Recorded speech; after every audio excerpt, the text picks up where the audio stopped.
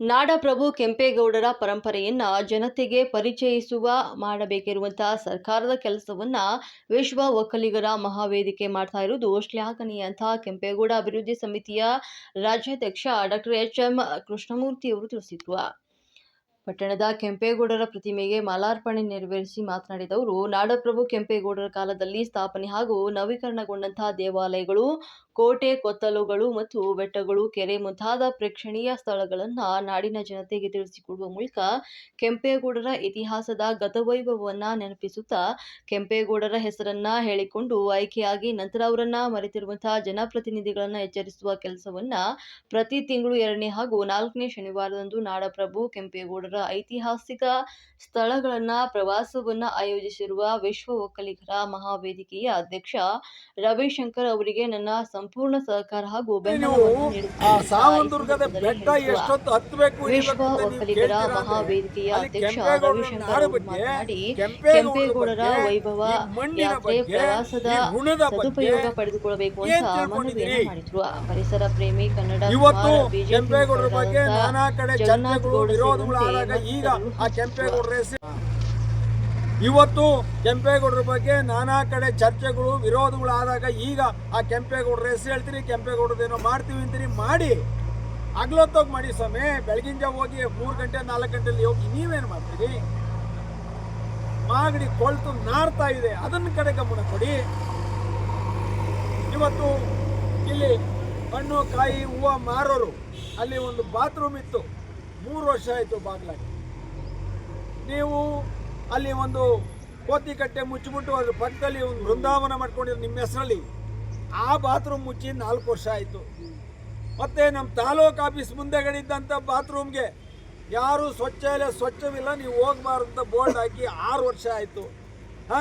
ನಿಮ್ಮ ಯೋಗ್ಯತೆಗೆ ಬಾತ್ರೂಮ್ ಇಲ್ಲದೆ ಬಾಗಿಲಿಗೆ ಬಂದಂಥ ಜನ ಇವತ್ತು ಕಲ್ಲು ಬುಡ ಅಲ್ಲಿ ಇಲ್ಲಿ ಹುಡುಕಿ ಹೋಗ್ತಂಥ ಪರಿಸ್ಥಿತಿ ಇದೆ.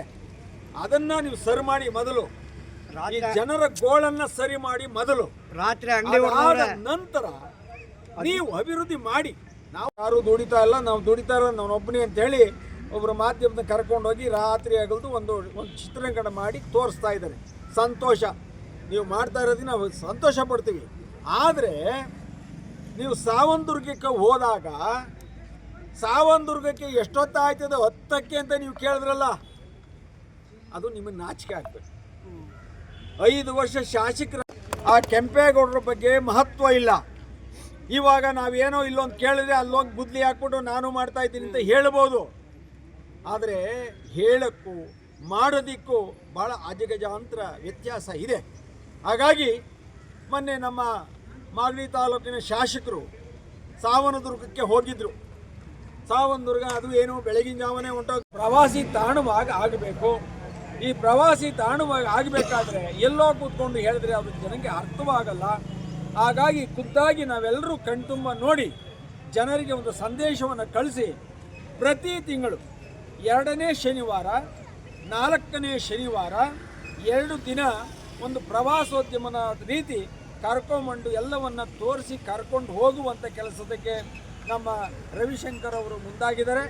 ಅವರಿಗೆ ಬೆಂಬಲವಾಗಿ ಈ ಒಂದು ನಮ್ಮ ಪವಿತ್ರವಾದ ಮಣ್ಣಿಗೆ ಬರುವಂಥ ಸಂದರ್ಭ ಶುಭವನ್ನು ಕೋರಿ ಈ ಆದಂಥ ಎಲ್ಲ ವಿಚಾರಗಳನ್ನು ಎಲ್ಲರಿಗೂ ತಿಳಿಸುವಂಥ ಸಮಯಕ್ಕೆ ನಾನೂ ಸಹ ಕೈ ಜೋಡಿಸಿ ಅವರ ಜೊತೆಯಲ್ಲಿ ನಿಂತಿದ್ದೀನಿ. ಇವತ್ತು ಗವಿಗಂಗಾಧರ ದೇವಸ್ಥಾನ ಆಯಿತು, ರಂಗನಾಥ ಸ್ವಾಮಿ ದೇವಸ್ಥಾನ ಆಯಿತು, ಇವತ್ತು ಮಾಗಡಿ ಕೆಂಪೇಗೌಡರಿಗೆ ಮಾಲಾರ್ಪಣೆ ಆಯಿತು. ಇಲ್ಲಿಂದ ಅವರ ಐಕ್ಯವಾದ ಸ್ಥಳಕ್ಕೆ ಹೋಗ್ತಾ ಇದ್ದಾರೆ.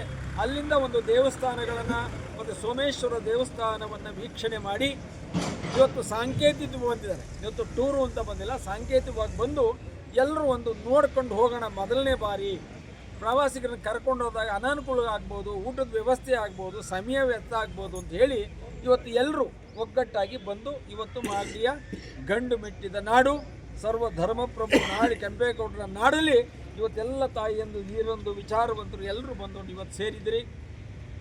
ಇದರ ಉದ್ದೇಶ ನೀವು ಆ ಸಾವಂದುರ್ಗದ ಬೆಟ್ಟ ಎಷ್ಟೊತ್ತು ಹತ್ತಬೇಕು ಇಳಿಬೇಕು ಅಂತ ನೀವು ಕೇಳ್ತೀರಾ ಅಂದರೆ ಅಲ್ಲಿ ಕೆಂಪೇಗೌಡರ ನಾಡು ಬಗ್ಗೆ, ಕೆಂಪೇಗೌಡರ ಬಗ್ಗೆ, ಈ ಮಣ್ಣಿನ ಬಗ್ಗೆ, ಈ ಋಣದ ಬಗ್ಗೆ ಏನು ತಿಳ್ಕೊಂಡಿದ್ದೀರಿ?